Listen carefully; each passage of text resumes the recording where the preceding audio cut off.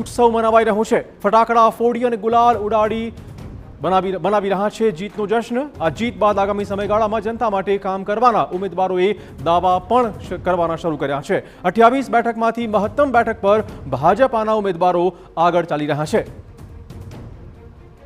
સ્થાનિક સ્વરાજ્યની ચૂંટણીના પરિણામ આવી રહ્યા છે, ત્યારે પરિણામો સ્પષ્ટ થયા બાદ વિવિધ જે મતગણતરી કેન્દ્રો છે તેની બહાર ઉજવણી છે તે પણ કરવામાં આવી રહી છે।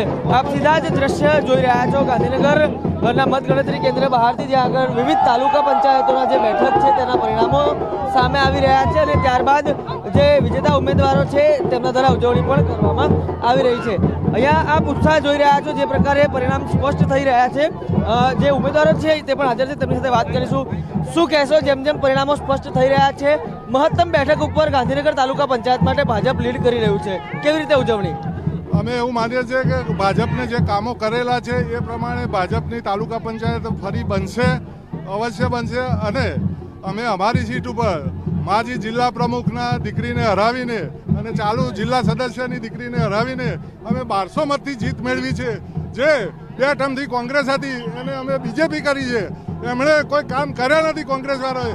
હવે અમે એ બધા કામ કરી બતાવીશું, એ જ અમારી બધા આ કાર્યકર્તાઓની અપેક્ષા પૂરી કરીશું। જે પ્રકારે તાલુકા પંચાયત બેઠક માટે જે અત્યાર સુધી કોંગ્રેસનો ગઢ બનાવતી હતી, પરંતુ ત્યાં પણ ભારતીય જનતા પાર્ટી હવે વિજેતા જાહેર થઈ રહ્યું છે અને ધીરે ધીરે જેમ જેમ પરિણામો સ્પષ્ટ થઈ રહ્યા છે, ઉજવણી પણ થઈ રહી છે। કેમેરા પર્સન અરવિંદ સોલંકી સાથે રોનક વર્મા, TV9 ગાંધીનગર।